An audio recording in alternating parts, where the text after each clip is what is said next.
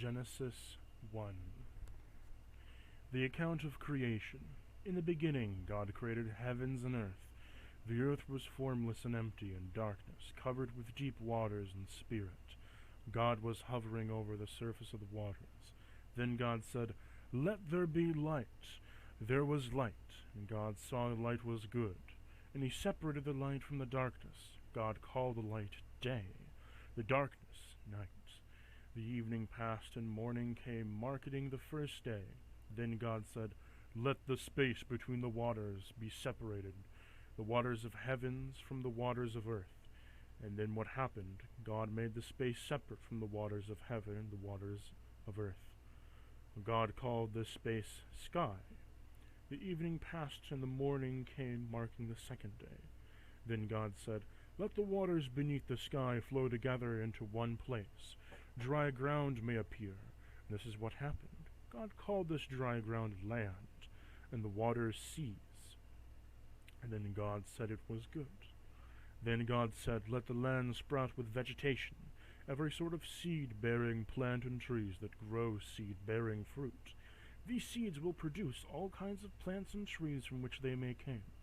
And then from what happened, the land produced vegetation, all sorts of seed-bearing plants and trees, with seed-bearing fruit. These seeds produced plants and trees in some kind, and God saw that it was good. The evening passed, the morning came, marking the third day. Then God said, "Let lights appear in the sky, separate from day and from night. Let the sign of the mark of seasons and days and years. Let these lights in the sky shine down on earth, and make it happen." God made two great lights, larger than one to govern the day, the smaller one to govern the night.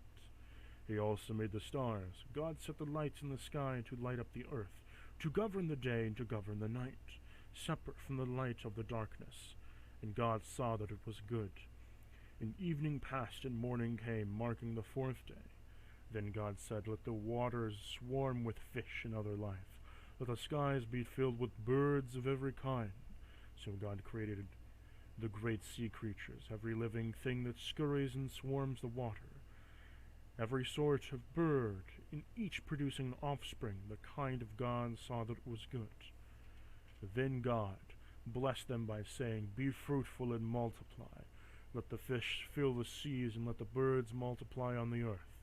And evening had passed, and morning had came, marking the fifth day. Then God said, "Let the earth produce every sort of animal, each producing offspring of the same kind, livestock, small animals that scurry along the ground, and wild animals." It is that happened. God made all sorts of wild animals, livestock and small animals, each able to produce offspring of some kind. And God saw that it was good. Then God said, "Let us make human beings in our image, to be like us. They will regain all the fish of the sea, the birds of the sky, and livestock of all the wild animals on earth, the small animals that scurry along the ground." So God created human beings in his own image. In the image of God he created them. Male and female he created them.